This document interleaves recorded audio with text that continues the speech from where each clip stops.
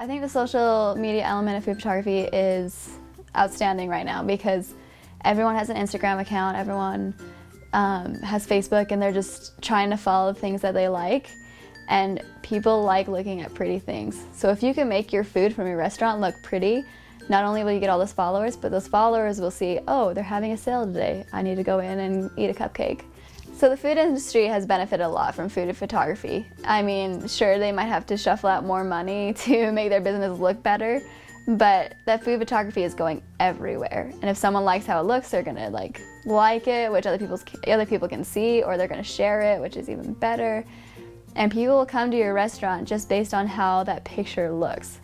So for a typical shoot, you usually have to kind of like think of everything in your head, like what colors am I going to use, what props am I going to use, what is going to be like the main dish, and kind of, it's always good to think of things that go into that main dish. So for this shot, I was thinking that lemonade, we'd do a fun lemonade shot. And so, you know, with lemonade, you typically have cut lemons and sugar that go into it, so I included both those elements.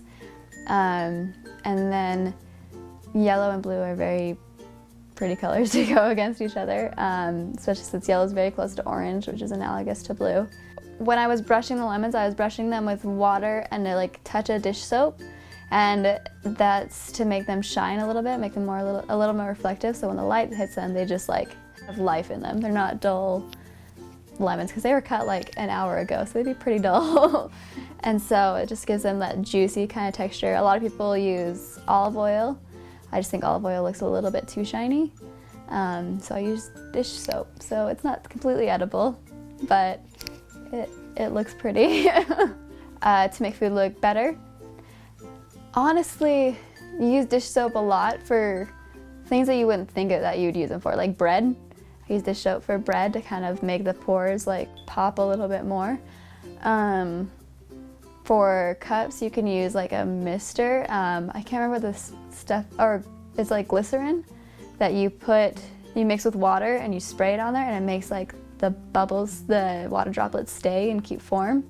So it looks like it has some condensation on it.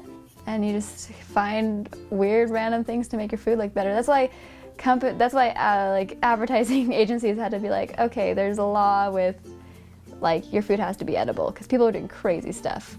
Like with ice cream, so with ice cubes, a lot of people don't use ice. They use like glass, like little glass cubes. And with ice cream, a lot of people use or whipped cream. Sorry, with whipped cream, a lot of people use shaving cream instead, because it holds its form better. I think food has become such a part of like who you are as a person, and it's just, you go to a place because that food reflects who you are.